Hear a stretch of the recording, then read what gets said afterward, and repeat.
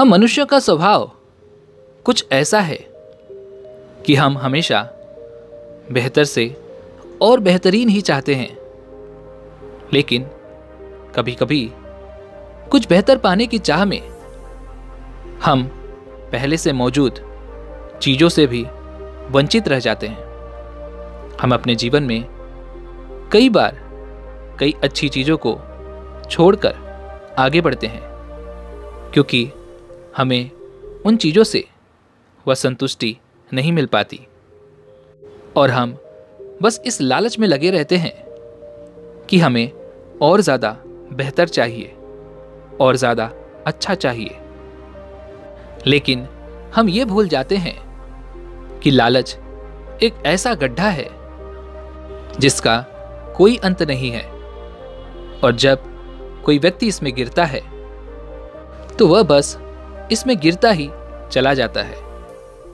लेकिन इसका मतलब ये भी नहीं है कि हम अपने जीवन में कुछ बेहतर हासिल करने की कोशिश करना ही छोड़ दें, बल्कि कुछ बेहतर पाने की लालच में हमें यह भी ध्यान देना चाहिए कि हमारे पास आज जो कुछ भी है उसके सुख से हम वंचित ना रह जाएं।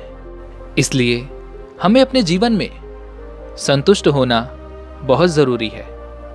और आज की इस कहानी के माध्यम से हम ये जानेंगे कि हमें अपने जीवन में लालच क्यों छोड़नी चाहिए और हमें अपने जीवन में संतुष्टि को क्यों हासिल करना चाहिए। यह कहानी बहुत पहले की है। किसी नगरी के एक छोटे से शहर में एक बहुत ही धनवान व्यक्ति रहा करता था।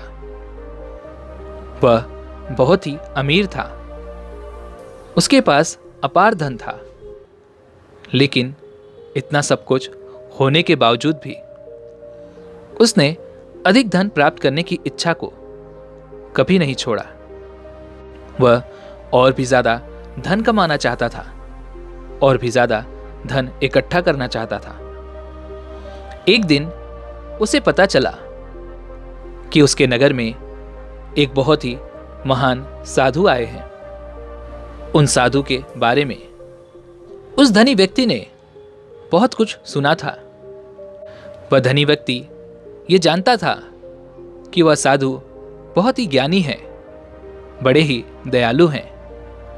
अगर कोई उनकी सेवा करे तो वह साधु उस व्यक्ति को वह सब कुछ देने के लिए तैयार हो जाते हैं जो वह व्यक्ति चाहता है। जैसे ही उन साधु की खबर उस धनी व्यक्ति को मिली, वह उनके पास चला गया। उन साधु से मिलने के बाद उस धनी व्यक्ति ने साधु को घर पर आमंत्रित किया ताकि वो उनकी सेवा कर सके, उनका आदर सत्कार कर सके। उन साधु को घर पर बुलाने के बाद उस धनी व्यक्ति ने साधु की खूब सेवा की, उन्हें अच्छे अच्छे पकवान खिलाए, उनका ध्यान रखा, उन्हें अच्छे वस्त्र भी दिए। और उस धनी व्यक्ति की सेवा से वह साधु बड़े ही प्रसन्न हुए। और जाने से पहले साधु ने उस धनी व्यक्ति से कहा कि बताओ तुम्हें क्या चाहिए। इस पर वह धनी व्यक्ति कहता है कि हे गुरुवर, मुझे और धन चाहिए, मैं और अमीर होना चाहता हूं, मुझे और धन इकट्ठा करना है ताकि मेरे आने वाली पुश्तों को कभी भी धन की कोई कमी ना हो। उन साधु ने उस धनी व्यक्ति को बहुत समझाने की कोशिश की कि वह धन के अलावा कुछ और उनसे मांग ले, लेकिन वह धनी व्यक्ति अपनी इसी जिद पर अड़ा रहा। आखिरकार उन साधु ने उस धनी व्यक्ति की बात मान ली और कहा, हे पुत्र, मैं तुझे 4 दीपक देता हूं। ये चारों दीपक बहुत ही चमत्कारिक है। इन चारों दीपकों में ऐसी शक्ति है जिससे तुम और भी ज्यादा धन पा सकते हो। वह धनी व्यक्ति उन साधु बाबा से पूछता है कि हे गुरुवर, भला ये 4 दीपक मुझे कैसे और धनवान बना सकते हैं? क्या इन्हें जलाते ही मेरे ऊपर धन की वर्षा होने लगेगी? उस धनी व्यक्ति की बात सुनकर वह साधु मुस्कुराने लगते हैं और उस धनी व्यक्ति को समझाते हुए कहते हैं कि पुत्र, जब भी तुम्हें धन की जरूरत हो तो तुम पहले दीपक को जलाना और इसे पकड़कर पूर्व दिशा की तरफ जाना। जब तक यह दीपक जलता रहेगा तब तक तुम्हें चलते रहना होगा। जैसे ही यह दीपक बुझ जाएगा उसी जगह पर तुम्हें खुदाई करनी होगी और तुम्हें ऐसा धन मिलेगा जो तुमने आज तक नहीं देखा होगा। यदि तुम्हें और धन की जरूरत होगी तो तुम दूसरे दीपक को जलाना और इस दीपक को लेकर तुम पश्चिम दिशा की तरफ जाना। जब तक ये दीपक जलता रहेगा तब तक तुम्हें आगे चलते जाना होगा और जैसे ही यह दीपक बुझ जाएगा उस जगह पर तुम्हें खुदाई करनी होगी और तुम्हें वहां भी अपार धन की प्राप्ति होगी। और अगर इसके बाद भी तुम्हारे धन की इच्छा पूरी ना हो, यानी तुम्हारे धन की जो जरूरत है वह पूरी ना हो पाए, तो तुम तीसरे दीपक को जलाना और इसे लेकर तुम दक्षिण दिशा की तरफ जाना। जब तक यह दीपक जलता रहेगा तब तक तुम्हें इसी तरह से दक्षिण दिशा में चलते रहना होगा और जब यह दीपक बुझ जाए तो तुम्हें वहां पर भी खुदाई करनी होगी और तुम्हें वहां पर भी अपार धन की प्राप्ति होगी। लेकिन मेरी एक बात याद रखना कि इस चौथे दीपक को कभी मत जलाना और इस चौथे दीपक को लेकर तुम उत्तर दिशा की तरफ कभी मत जाना।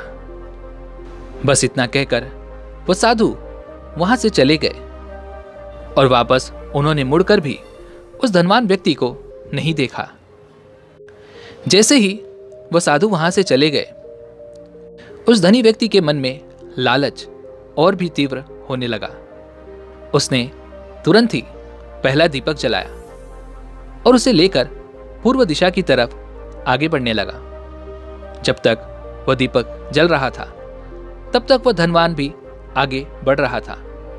जलते जलते वह दीपक एक जंगल में जाकर बुझ गया। तभी उस धनवान व्यक्ति को उन साधु की बात याद आई। उन्होंने कहा था कि जहां पर भी यह दीपक बुझ जाए वहां पर तुम्हें खुदाई करनी होगी और तुम्हें अपार धन की प्राप्ति होगी। उस धनवान व्यक्ति ने बिल्कुल ऐसा ही किया और उसे उस जगह पर सोने, चांदी और गहनों से भरा एक बड़ा सा थैला मिला। यह सब देखकर वह धनवान व्यक्ति बहुत प्रसन्न हुआ। उसकी खुशी का कोई ठिकाना नहीं था। जब पहले दीपक के द्वारा उसे धन प्राप्त हो गया तो उसने सोचा, क्यों न मैं दूसरा दीपक भी जलाऊं और उस धन की प्राप्ति कर लूं। उसने तुरंत ही उस दूसरे दीपक को भी जलाया और उसे लेकर वह पश्चिम दिशा की तरफ आगे बढ़ने लगा। पश्चिम दिशा में आगे बढ़ते हुए कुछ समय दूरी पर जाकर एक सुनसान जगह पर वह दीपक बुझ गया। उस धनवान व्यक्ति ने उस जगह पर खुदाई करनी शुरू की। कुछ देर खुदाई करने के बाद उसे वहां पर सोने के सिक्कों से भरा हुआ एक बड़ा सा थैला मिला। यह सब देखकर उस धनी व्यक्ति के खुशी का कोई ठिकाना नहीं था। उसके पास पहले से ही अपार धन था, लेकिन इसके बाद भी उसने और धन प्राप्त कर लिया था और अब उसके मन में लालच और भी तीव्र होने लगा। उसने सोचा, क्यों न मैं तीसरे दीपक को भी जलाकर उस धन की प्राप्ति कर लूं, अन्यथा वह धन कोई और ले जाएगा और मेरे हाथ कुछ नहीं आएगा।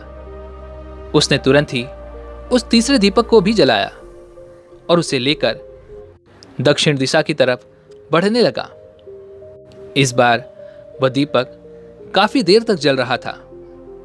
काफी देर और काफी दूर तक चलने के बाद वह दीपक एक पेड़ के पास जाकर बुझ गया।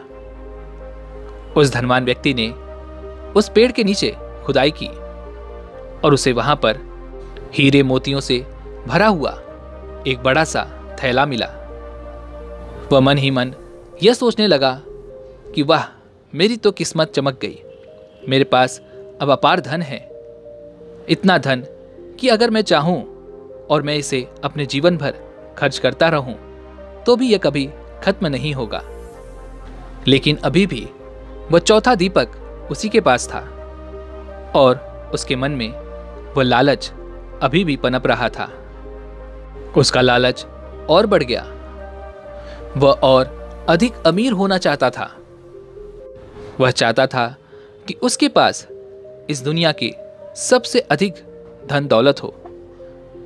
उसका लालच बढ़ता जा रहा था और उसने चौथे दीपक को जलाने का भी फैसला किया, क्योंकि वह यह सोच रहा था कि जिन तीनों जगहों पर मुझे साधु ने बताया था, उन तीनों जगहों पर मुझे अपार धन की प्राप्ति हुई है और चौथी जगह जहां पर इससे कहीं ज्यादा धन रखा हुआ है, जहां पर वह साधु यह नहीं चाहता कि मैं उस धन को प्राप्त करूं, इसलिए उसने मुझे इस चौथे दीपक को जलाने से मना किया है।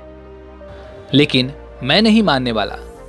मैं इस चौथे दीपक को भी जलाऊंगा और उस अपार धन की प्राप्ति करूंगा। उसने चौथे दीपक को जला दिया। उस चौथे दीपक को लेकर वह उत्तर दिशा की तरफ बढ़ने लगा।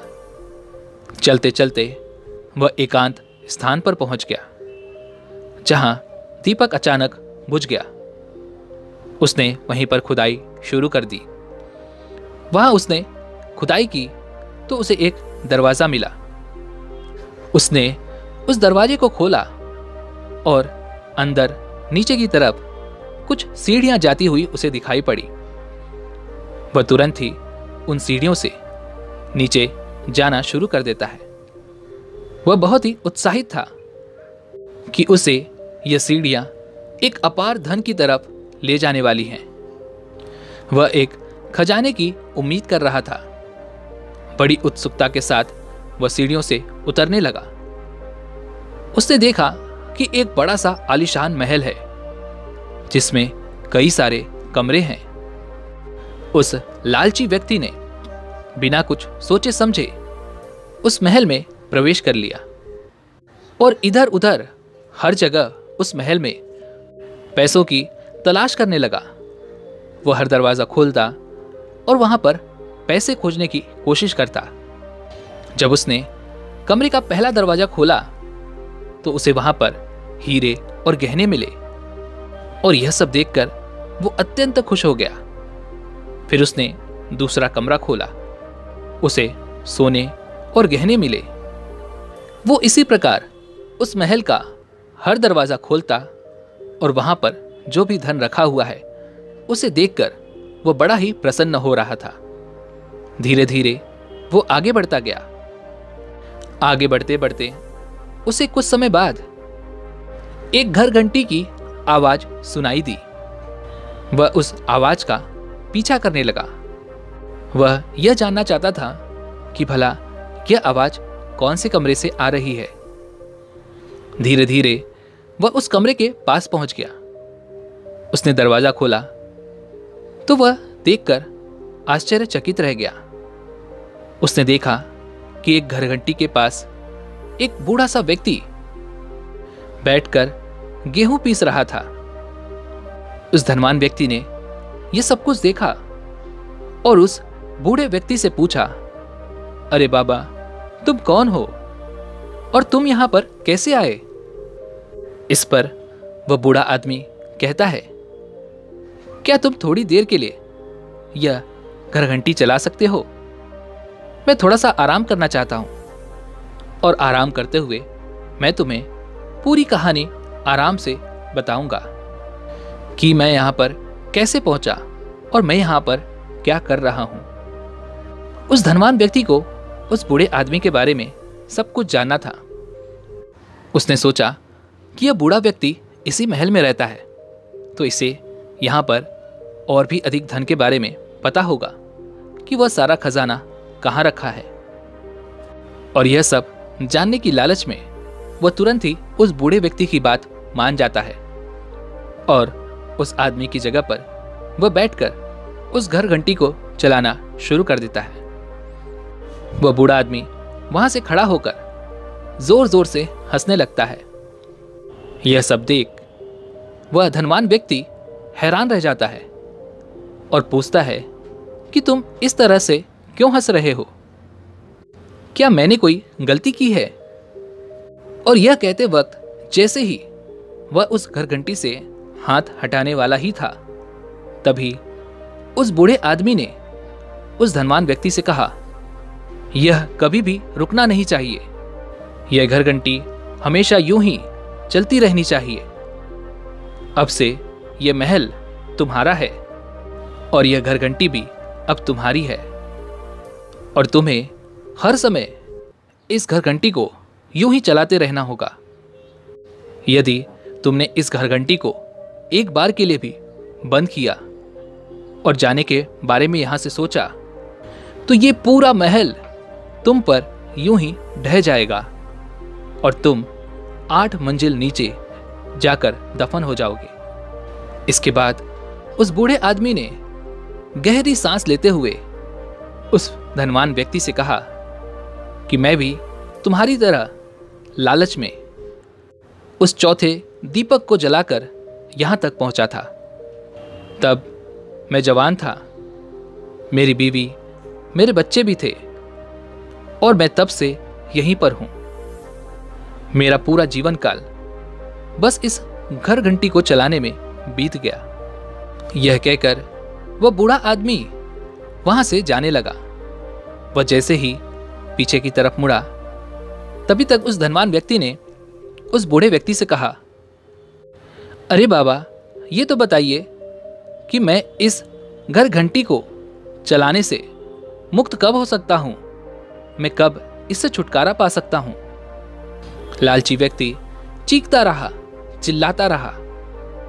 तभी उस पर दया खाकर उस बूढ़े व्यक्ति ने उस लालची धनवान व्यक्ति से कहा कि जब तक तुम्हारे जैसा ही कोई और लालची व्यक्ति इस घर घंटी को चलाने के लिए ना आ जाए, और तब तक तुम इस घर घंटी और इस महल से कभी भी छूट नहीं पाओगे।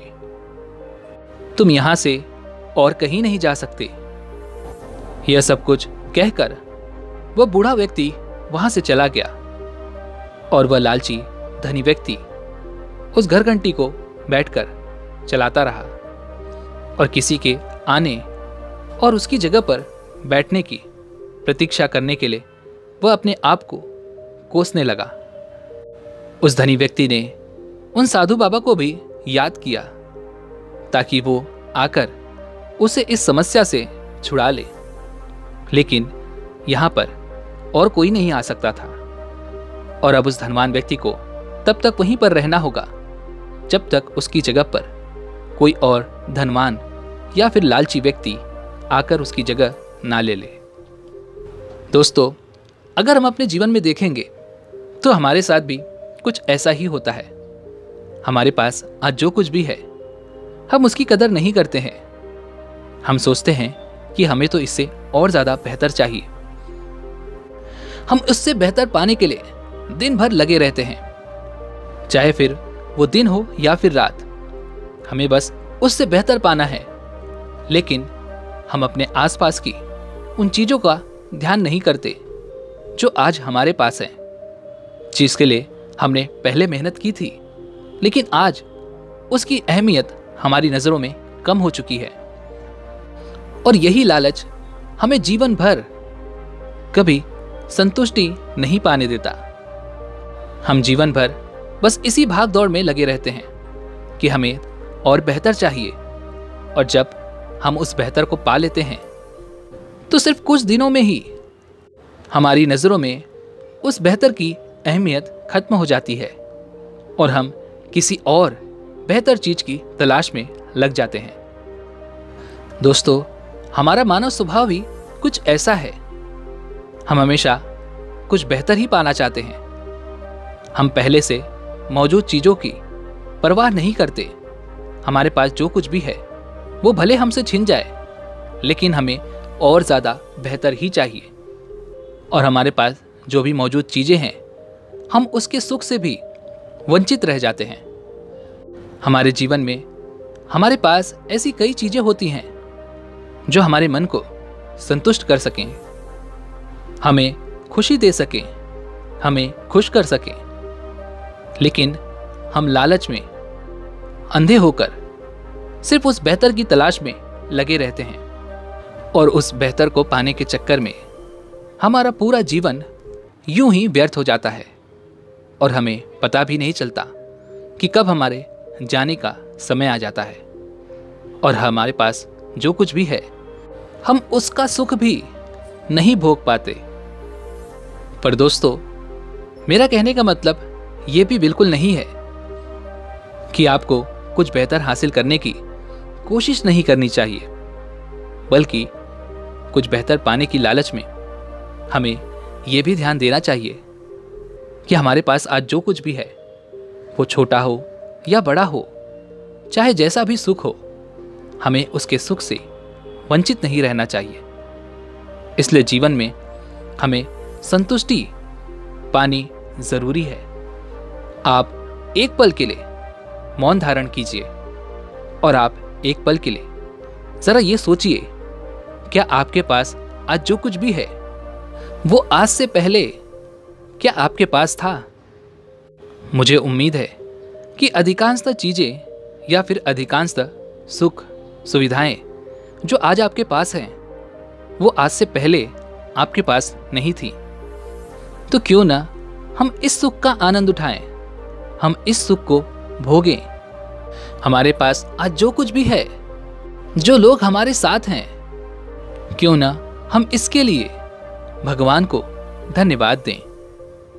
दोस्तों, आगे बढ़ते रहना हम इंसान की प्रवृत्ति है, लेकिन इसका मतलब ये नहीं कि हमारे पास आज जो कुछ भी है हम उसे ठुकरा दें और केवल उन चीज़ों के पीछे भागते रहें जो आज हमारे पास नहीं है। हमें उन चीज़ों को भी हासिल करना है, लेकिन उसी के साथ में आज हमारे पास जो कुछ भी है हमें उसका भी सुख भोगना चाहिए। अन्यथा दोस्तों, अगर आप लालच में पड़े रहेंगे तो जीवन भर सिर्फ लालच ही करते रह जाएंगे, क्योंकि लालच एक ऐसा कुआं है जहां पर जो गिरता है वो हमेशा गिरता ही रह जाता है। उम्मीद है कि आप सभी को आज की ये वीडियो पसंद आई होगी, तो वीडियो को लाइक और अपने दोस्तों के साथ शेयर जरूर कीजिएगा और हमें ऐसे ही सपोर्ट करने के लिए चैनल को सब्सक्राइब और घंटी बटन को भी ज़रूर दबा दीजिएगा। तो चलिए मिलते हैं ऐसी एक और वीडियो में, तब तक के लिए अपना ख्याल रखें। धन्यवाद।